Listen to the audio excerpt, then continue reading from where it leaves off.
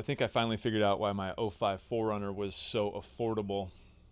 I bought this thing for $5,000 and it had 236,000 miles on it, 236,500 I think. This is a limited. It's got the 4.7 liter V8, arguably one of Toyota's best engines.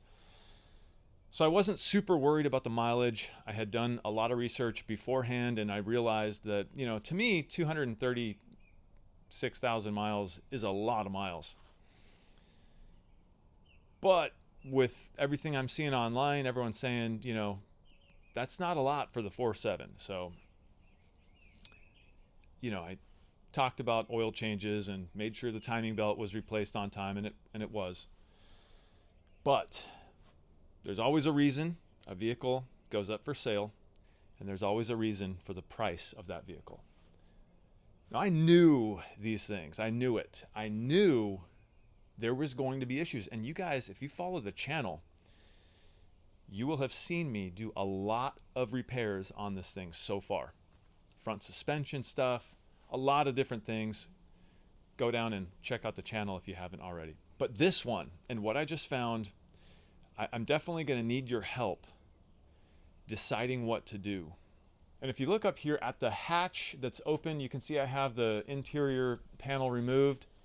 There's plugs hanging down and everything. There's no latch up here, and there's a reason why. Now, taking a look at the outside of this thing, you can see this orange tape here, and you can see some bare metal right here. There's also, if you look closely, holes in this bare metal.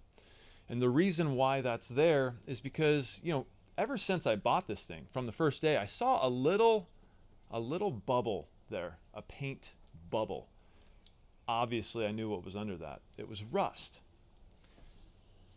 Now, the problem is these 4Runners, these 4th gen 4Runners, and kind of the Toyota, like Tacoma trucks and stuff from this era, had issues with rust, especially on the frame.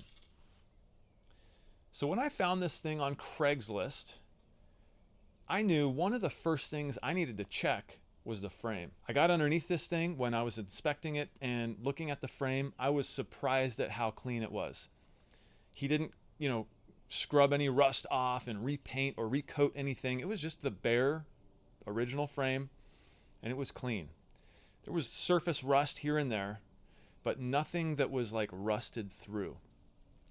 So that right there checked the first major box. Okay, pass, frame pass. I looked around the vehicle and yeah, there was some sun damage to the paint, and there was a little ding up in the front driver fender.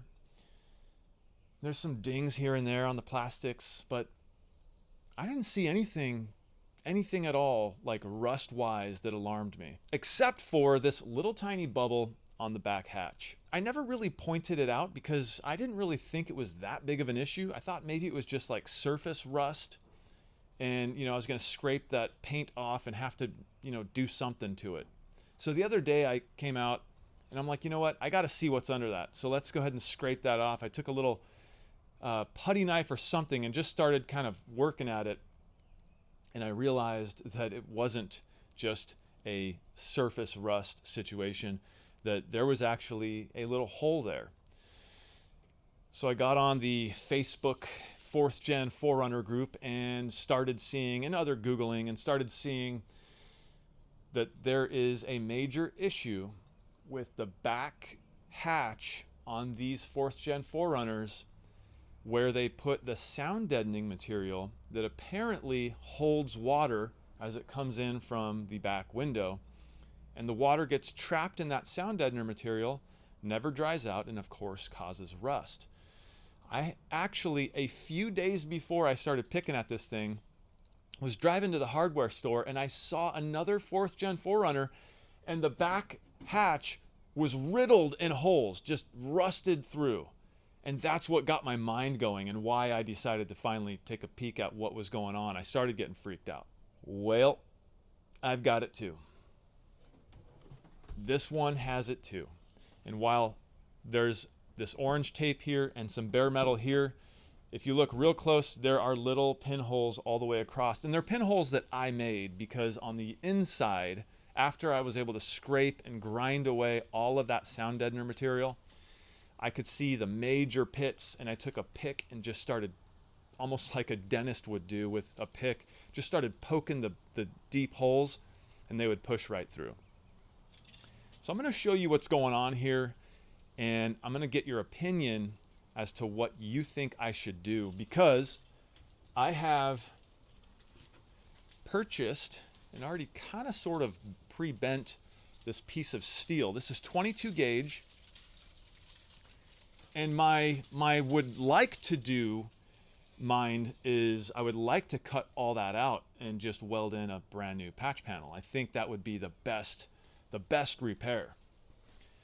But that also would be the most involved, cutting out a section of this thing and welding in a new piece of metal. Now I plan on not repainting all of this, but covering it in vinyl. So I'm not super worried about the paint per se.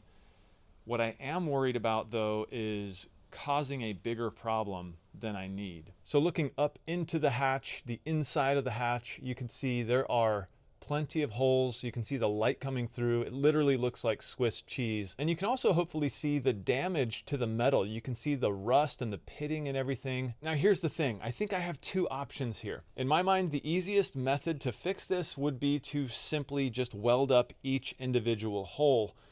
I could put some backing material on there, some copper, something, and just weld up each little pinhole. And when you think about it that way, there's not that many. I could then sand them down nice and flush. And then I was thinking maybe getting some of that Pour 15, I think is what it is, and painting the inside of the metal here. That stuff is supposed to stop rust altogether. And hopefully that will be good enough. Maybe that will buy me a few 5 years. Maybe that'll solve it completely. My perfectionist mindset tells me to cut it all out and replace the metal, but that's a big job. That's a big job in terms of, making sure I get all of that rust cut out, making sure that I get my patch panel perfectly cut, welding it all up, sanding it down smooth, putting some body filler on, some primer, sanding that smooth, and then covering it with some vinyl. It's definitely doable. I just haven't really ever done anything like that before. I know I can do it. I do have welding experience. I went to welding school for 3 years. I do have a welder, but I'm kind of leaning towards the easier option. It's like, what's that saying? The best option is usually the easiest and least invasive one. So I'm thinking that my first attempt is going to be to simply weld up each individual pinhole.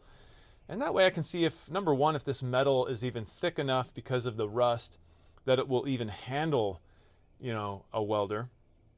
And if that's the case, I can do that and it'd be a much quicker, faster job.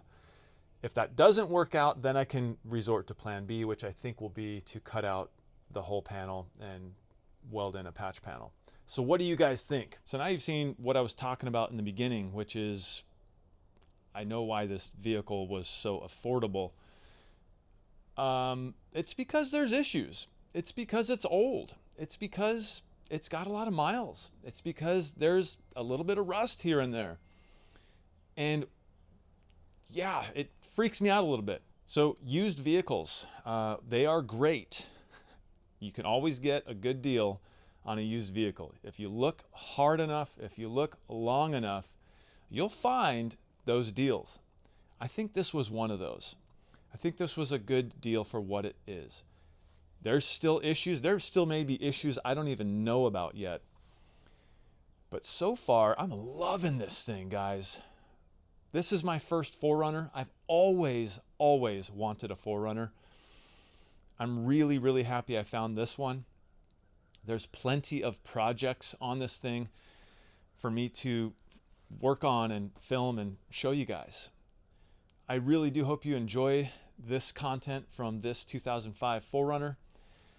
Man, I've really been getting into that 6th gen that just got released. It is a beautiful vehicle, but I think this one is too. I think these 4th gens with the 4.7 liter V8, there's some deals out there to be had. You just have to Make sure you know what you're doing when you're looking at a vehicle like this. As far as the 4Runner goes, I kind of have it taken apart here because I'm just figuring out, and of course you see the metal that I already purchased, and I already kind of tried to pre-bend it to fit that to the profile of the metal there. I may end up doing that. I don't know. I'm just trying to figure it out. So what do you guys think? Comment below. Thanks for watching. I'm Jimmy for One Road, and I will see you in the next one.